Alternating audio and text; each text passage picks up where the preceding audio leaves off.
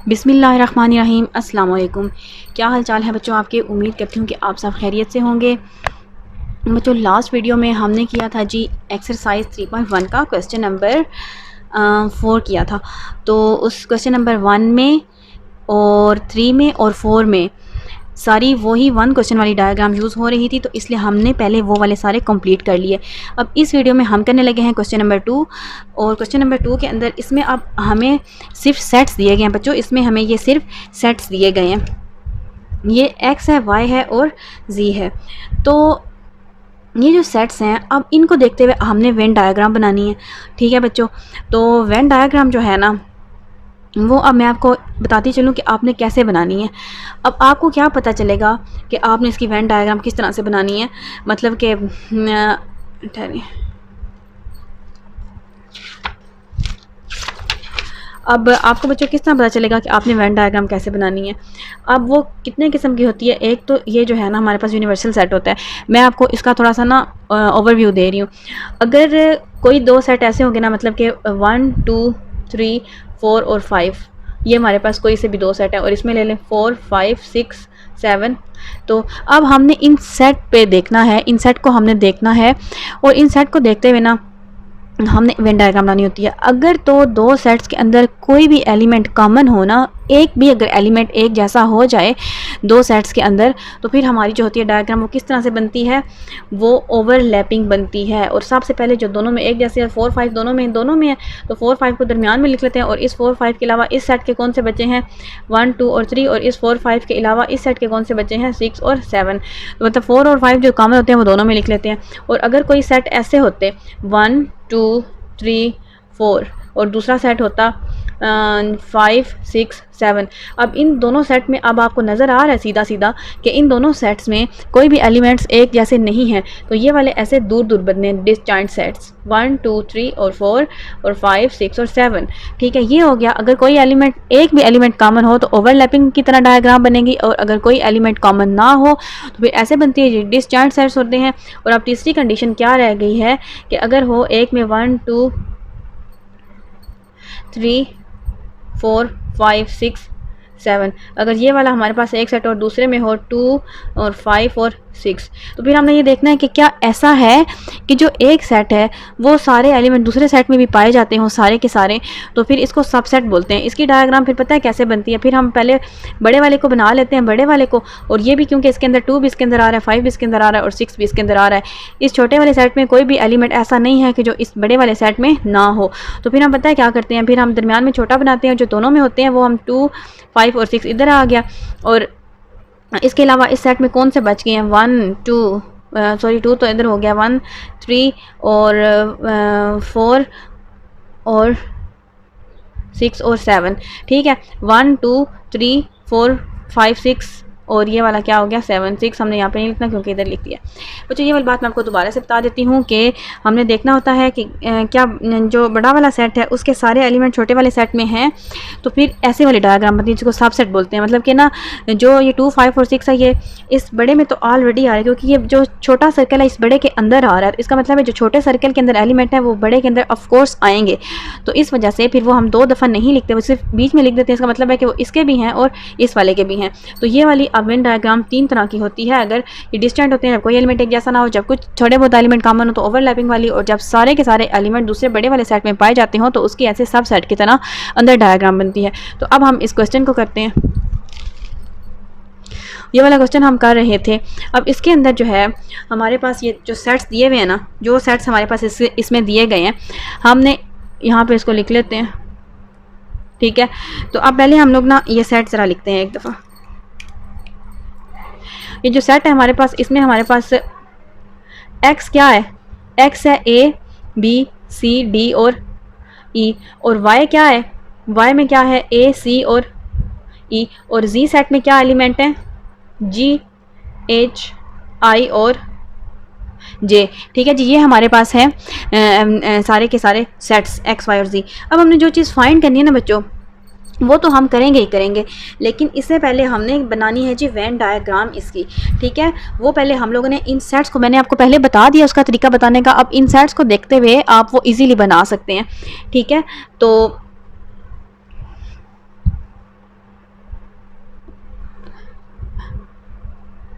ये है हमारे पास, पहले तो हमने ये बनाना है, इधर दरमियान में बना लेते हैं। पहले मैं आपको इसकी मेन डायग्राम ज़रा बना के बताती हूँ, क्योंकि सारे इसके पार्ट्स इसी से होंगे, तो हम पहले इसको अच्छे से समझ लेते हैं। ठीक है बच्चों, ये यूनिवर्सल सेट होता है। ठीक है, ये है जी यूनिवर्सल सेट। अब देखें कि जो एक्स है ना, एक्स, उसमें कौन कौन से एलिमेंट्स हैं, A B C D E, और ए इसमें भी है और इसका सी इसमें भी है और इसका ई इसमें भी है। इसका मतलब क्या है, इसकी सब सेट वाली बनेगी, क्योंकि एक्स जो है वो बड़ा है और उसका सब सेट है वाई। जो एलिमेंट वाई के हैं वो सारे के सारे एक्स में भी पाए जाते हैं। तो इसलिए यहाँ पे हम सबसे पहले तो जी एक बड़ा सर्कल बना लेते हैं, ये वाला, और इसके अंदर एक छोटा सर्कल भी बना लेते हैं। ये बड़ा क्या कहलाता है, एक्स, और ये वाला स्मॉल वाला बीच में क्या है, वाई। ठीक है, अब जो इन दोनों में कॉमन एलिमेंट्स आ रहे हैं वो हम पहले दरमियान में लिख लेते हैं। ये ए एक्स का भी है और वाई का भी, और सी एक्स का भी है और वाई का भी, और ई एक्स का भी एलिमेंट है और वाई का भी। अब ए सी ई के अलावा, ए सी ई के अलावा एक्स में क्या क्या बच गया है, बी और डी। अब वो हम इधर लिख लेते हैं कहीं भी साइड पे। अब हम देखते हैं कि जी कहाँ पे बनेगा। जी के अंदर जी एच आई जे, इसमें ये हैं, तो ये जो एलिमेंट्स हैं ये वाले हमारे पास ना तो एक्स में हैं और ना ही वाई में हैं, तो ये डिसजॉइंट है, ये अलहदा बनेगा, क्योंकि इसका कोई भी एलिमेंट कॉमन इन जैसा नहीं है, इसलिए इसको हमने अलग थलग बना लेना है यहाँ पे। बच्चों अब आपने इसको गौर से समझना है कि हमने इसकी वेन डायग्राम किस तरह से बनाई है। जी में कोई भी एलिमेंट ऐसा नहीं है जो कि इनके जैसा हो, तो इस वजह से हमने इसको इनसे दूर बनाया, बिल्कुल ओवरलैप वगैरह या कुछ भी और हमने नहीं किया। तो ये है इस क्वेश्चन की वेन डायग्राम। अब इसके अंदर हमने सॉल्व करना है। अब मैं आपको ये क्वेश्चन नंबर 1 करवाती हूँ। अब इसमें वो क्या बोल रहे हैं कि x यूनियन y, पहले हमने हमेशा ब्रैकेट को सॉल्व करना होता है, तो ब्रैकेट में हमारे पास क्या है, x यूनियन y है। बस अब हमने देखना है कि इस डायग्राम में ना x और y कहाँ पर है, हमने उसको करवा देना है शेड। ठीक है, क्योंकि यूनियन है ये वाला, x यूनियन y है, तो ये वाला है बड़ा वाला एक्स, वाई इसके अंदर ही आ रहा है, तो कोई मसला नहीं है, एक्स तो पूरा यही है और वाई भी यही है। तो फिर इन दोनों का जब हमने यूनियन लेना है तो जाहिर बात है एक्स ही पूरा आएगा ना, जो एलिमेंट एक्स में है वो वाई में भी हैं, तो एक्स और वाई का यूनियन लेंगे तो जाहिर बात है पूरा एक्स का एलिमेंट आ जाएगा। और अगर आपको इस चीज़ की समझ नहीं आती ना, तो आप यहाँ पे इसका यूनियन लेके देख लें, मतलब एक्स यूनियन वाई यहाँ पे लिखें। इधर मैं आपको बता देती हूँ, ये वाला वैसे आपने करना नहीं है, लेकिन मैं आपको समझाने के लिए बता रही हूँ।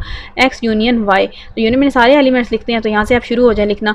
ए भी है, उसके बाद बी, और उसके बाद सी, और ये डी है, और ये वाला ई है, उधर भी है और इधर भी, बेशक एक में भी हो, तो हमने यूनियन में लिखना होता है। तो क्या आया, ये सारा सेट क्या वापस आ गया, यूनियन लेने के बाद एक्स ही नहीं वापस आ गया पूरे का पूरा सेट। तो इसलिए हमने पूरा एक्स को ही क्या कर देना है, शेड करवा देना है।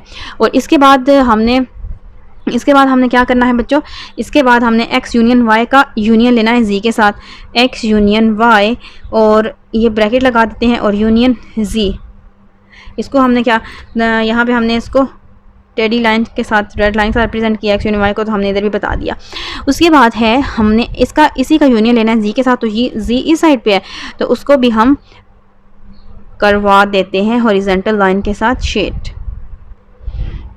तो अब हमारा यूनियन में सारे का सारा आंसर होता है, तो इसको हम दो हिस्सों में डिवाइड कर लेते हैं, और इस साइड पे जो हमने यूनियन लिया था उसको हमने इन टेरी लाइन के साथ रिप्रेजेंट करवाया हुआ है, और फिर जब हमने जी के साथ उसका यूनियन लिया है और उसको हमने करवा दिया है जी हॉरिजॉन्टल लाइंस के साथ। तो ये पूरा हमारा आंसर है बच्चों। इसमें हमारा जो आंसर होगा ना, आंसर वो ये पूरा है। ठीक है, ये वाला भी सारा सर्कल है हमारे पास, एक्स वाला भी और ये जी वाला भी, सारा का सारा सर्कल हमारा आंसर में आएगा। तो जिसके साथ इसका क्वेश्चन नंबर 2 का पार्ट नंबर 1 कंप्लीट हो गया है, और अब हम इसका पार्ट नंबर 2 करते हैं।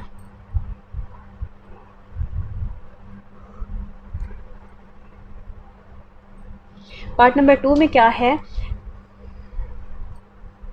x यूनियन और ब्रैकेट में है y यूनियन z।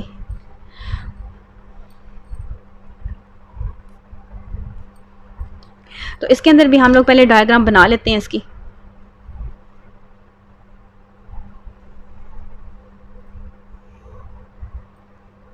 ये वाली हमने इसकी डायग्राम बना लिया।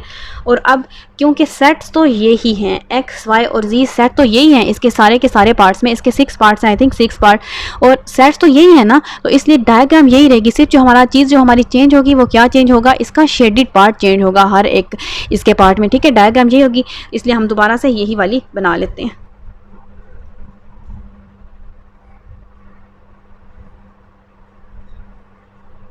ये क्या था, एक्स था, और ये वाला क्या है, वाई, और ये क्या है, जी। और इनके एलिमेंट्स भी हम लोग लिख लेते हैं। एलिमेंट्स भी जाहिर बात है वही होंगे, ए सी ई, और इसमें क्या था, बी और डी, और इसमें क्या था, जी एच आई और जे।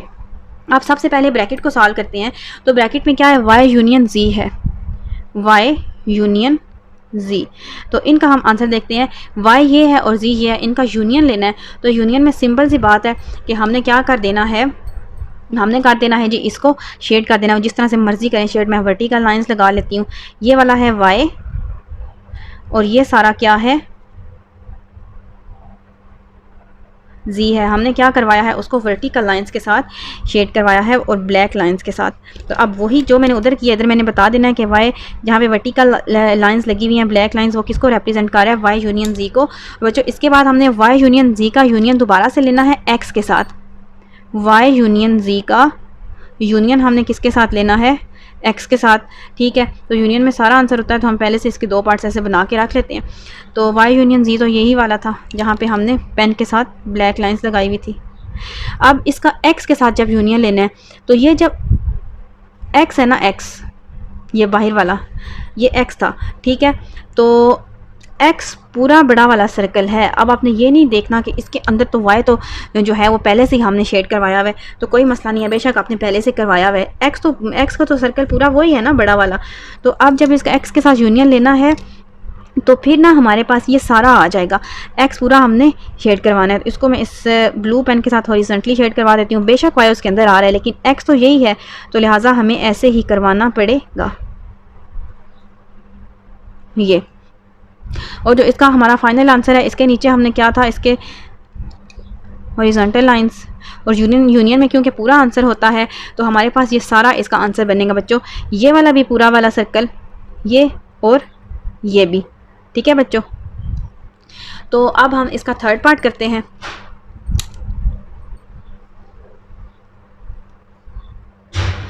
थर्ड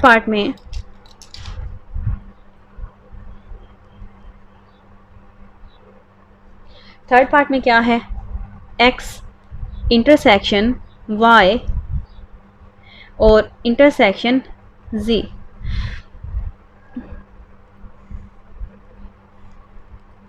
बच्चों इसके अंदर भी हमने पहले इसकी डायग्राम बना लेनी है।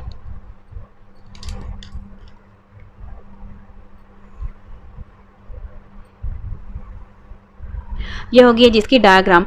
अब हमने इसके अंदर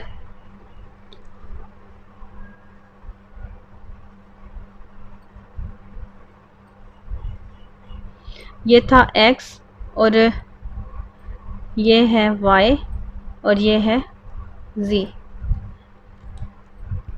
अब हमने पहले ब्रैकेट को सॉल्व करवाना होता है, और ब्रैकेट में सबसे पहले क्या है, ब्रैकेट में है x intersection y, x intersection y, ये x है और ये y है। तो अब यहाँ से आप देखें कि ये जो दोनों सेट हैं, अगर हम इसका इंटरसेक्शन लें तो इन दोनों सेटों में कॉमन क्या चीज़ आ रही है, a इधर भी है, इधर भी c इधर भी है, इधर भी e इधर भी है, इधर भी, तो इनमें a c e जो है वो दोनों सेट में कॉमन आ रहा है, और ये x है और ये y है, इनमें a c e कॉमन आ रहा है। तो लिहाजा हमने सिर्फ अंदर वाले सेट को इसमें शेड करवाना है। बच्चों इसकी समझ आ रही है आपको? ये मैंने आपको यहाँ से बता दिया कि दोनों सेटों में कॉमन ए सी ई है, तो इसलिए एक्स और वाई के इंटरसेक्शन में सिर्फ और सिर्फ बच्चों ये बीच वाला ही हमने शेड करवाना है। क्यों बीच वाला शेड करवाया? क्योंकि इन दोनों का इंटरसेक्शन मैंने आपको ज़ुबानी ऊपर बताया कि इनके इंटरसेक्शन में जो चीज़ कॉमन आ रही है वो सिर्फ ए सी ई है, ए सी ई।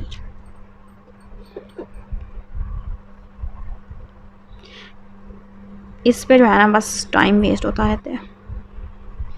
ये हमने इसको शेड करवा दिया। अब हमने x इंटरसेक्शन y का दोबारा x इंटरसेक्शन y का इंटरसेक्शन लेना है दोबारा हमने z के साथ।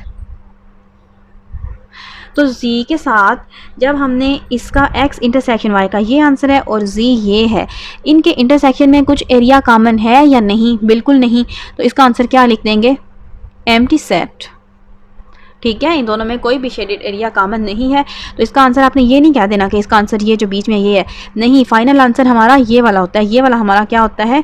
फाइनल आंसर होता है। और इसका फाइनल आंसर क्या है? Empty set. इसमें कुछ भी कॉमन नहीं था, इसका आंसर क्या है? Empty set.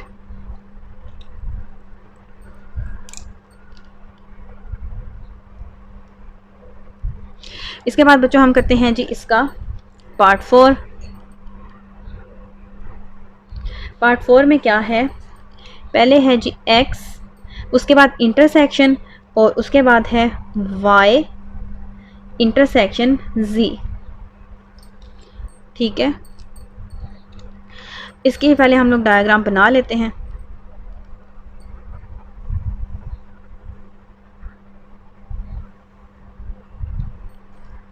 डायग्राम में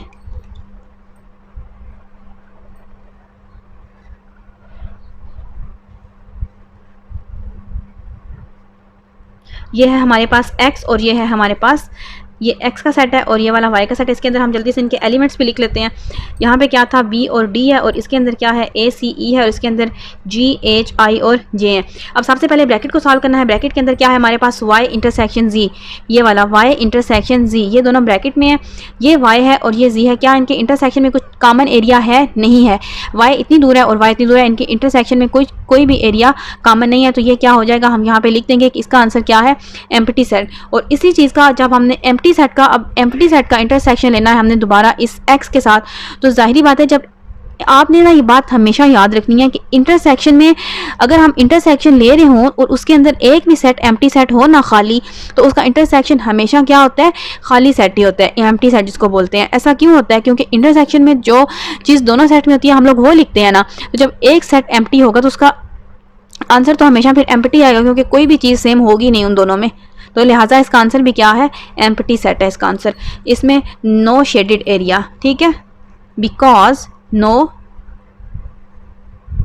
shaded, because no shaded area. ठीक है बच्चों, ये इसका 4 भी कंप्लीट हो गया है। और अब यहाँ पर हम इसका कर लेते हैं क्वेश्चन नंबर 5।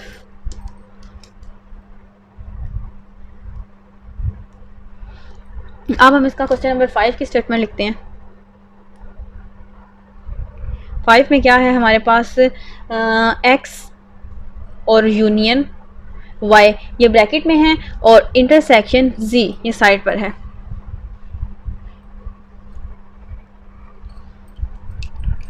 तो बच्चों यहाँ पे जो है, अब हमने इधर भी पहले डायग्राम इसकी बनानी है।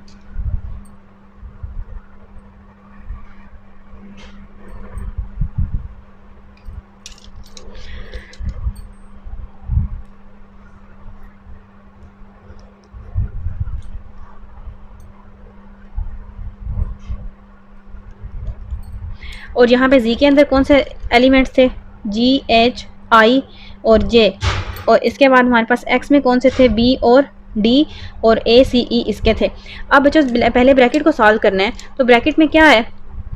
ब्रैकेट में है x यूनियन y। तो x यूनियन y जो है ये हमारे पास ये है x और ये है y। ठीक है, x और y इनके यूनियन में, अब y भी इसके अंदर ही है, तो इसके यूनियन में फिर ये सारा x ही सेट आएगा ना, क्योंकि ये जो a c e हैं ये x में भी हैं और y में भी। यूनियन में फिर सारा सेट क्या आ जाएगा? x आ जाएगा। जो मैंने पहले आपको यहाँ पे बताया था, इधर मैंने आपको साइड पे इनका यूनियन लेके बताया भी था ये वाला, कि इनके यूनियन में जो सारे x वाले सेट हैं वही आ जाएंगे। तो फिर लिहाजा हम यहाँ पे शेड किस पार्ट को करेंगे? पूरे x को। y तो है ही उसके अंदर ही, तो वो तो ऑटोमेटिकली फिर शेड होगा। ठीक है, यहाँ पे हम बता देते हैं कि x यूनियन y जो है ये हॉरिजॉन्टल लाइन से हमने रिप्रेजेंट करवाया है। इसके बाद इसका इंटरसेक्शन हमने लेना है z के साथ। ये इतनी दूर है, ये x यूनियन y है और ये z है, इन दोनों में कोई भी, अब इसका इंटरसेक्शन z के साथ लेंगे तो इसका तो हमेशा एम्प्टी सेट ही आएगा, क्योंकि z जो है वो उससे काफ़ी दूर है, उनमें कोई भी एरिया कॉमन नहीं है। ठीक है, इसका आंसर क्या लिख देंगे? Empty set. ठीक है, ये इसका आंसर होगा। इसका आंसर ये नहीं कि आप ये लिखते हैं कि शेडेड एरिया इसका आंसर है। हमने मेन आंसर ये था, ये पूरा ये वाला पूरा हमारा क्या था, मेन आंसर।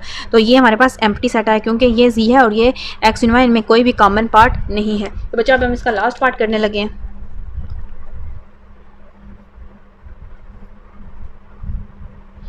क्वेश्चन नंबर 6, इसमें क्या है, एक्स इंटरसेक्शन वाई और इसका यूनियन है जी के साथ। ठीक है,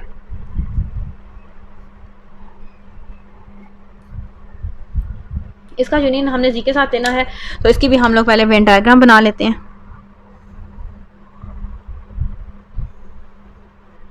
यह है जिसकी डायग्राम। अब हम इसके अंदर इसके सेट्स बना लेते हैं। जी है, एक्स है और वाई है। जी के क्या एलिमेंट्स हैं, इसके हैं जी जी, एच, आई और जे, और इसके ए, सी, ई और इसके बी और डी। सबसे पहले ब्रैकेट को सॉल्व करना है। ब्रैकेट में क्या है, एक्स इंटरसेक्शन वाई, एक्स और वाई का इंटरसेक्शन लेना है। तो जो वाई में है वो एक्स में भी है, और इसलिए हमारे एक्स और वाई के इंटरसेक्शन में सिर्फ कौन सा एरिया शेडेड होगा, सिर्फ वाई वाला, क्योंकि वाई में जो है वो ऑटोमेटिकली एक्स में है, क्योंकि वाई है ही उसके अंदर, इसलिए हमने इसको इस तरह हॉरिजॉन्टल लाइंस के साथ शेड करवा दिया है। ठीक है बच्चों, अब यहाँ पे हमने इसको बताना है कि हमने एक्स इंटरसेक्शन वाई को हॉरिजॉन्टल लाइंस के साथ शेड करवाया हुआ है। ठीक है बच्चों, ये आ गया। और इसके बाद इसका यूनियन हमने लेना है जी जी के साथ। ये है एक्स इंटरसेक्शन वाई और इसका यूनियन हमने जी के साथ लेना है, और यूनियन में बेशक वो जहाँ पे भी हो हम उसको शेड करवा देते हैं। तो इसको मैं करवा देती हूँ वर्टिकल लाइंस के साथ।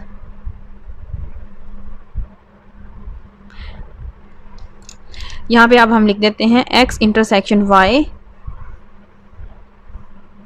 ठीक है, यहाँ पे हमने ब्लू लाइंस के साथ जो एक्स इंटरसेक्शन वाई था उसको हमने हॉरिजॉन्टल लाइन के साथ किया हुआ था, और इसका फिर हमने यूनियन जब लिया जी के साथ उसको हमने करवा दिया था इस तरह से वर्टिकल लाइंस के साथ। तो ये आपका फाइनल आंसर होगा बच्चों। इसमें आपका यूनियन में क्योंकि सारा आंसर होता है, तो ये वाला भी एरिया इसका आंसर है, और ये वाला भी जो जी का सारा सर्कल है वो भी इसका आंसर है। तो बच्चों इसके साथ ही हमारा जो है वो इस एक्सरसाइज का क्वेश्चन नंबर 2 कंप्लीट हो चुका है। उम्मीद करती हूँ अब ये वेन डायग्राम वाले क्वेश्चन आप लोगों ने काफ़ी हद तक कर लिए और आपको इनकी समझ भी आ गई होगी। तो बच्चों अब हमने करना है, आप क्वेश्चन नंबर कौन सा करना है, क्वेश्चन नंबर 5 करेंगे इसके बाद, क्योंकि हम क्वेश्चन नंबर 3 और 4 ऑलरेडी कर चुके हैं। तो अब हम करते हैं क्वेश्चन नंबर 5।